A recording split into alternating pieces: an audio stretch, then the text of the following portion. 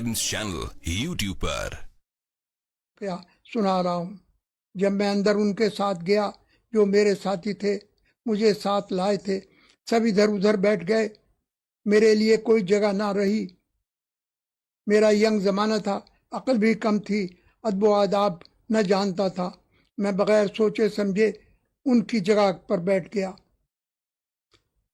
1000 दाने की तस्बीह पड़ी हुई थी। ये वो जानमाज, वही बिस्तर और वही चटाई थी।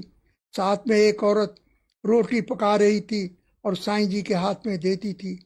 वो हर एक को एक रोटी सालन पर रख कर देते थे।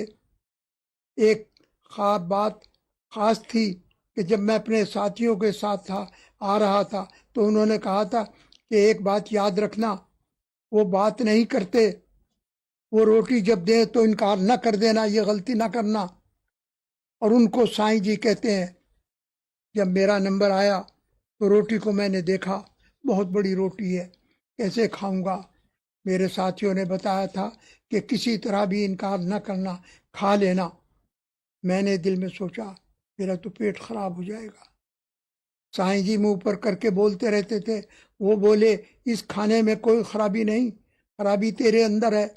जब मैंने मेरे दिल की बात की जवाब दिया और मैंने सुना, मैं तो पहले ही बिक चुका था।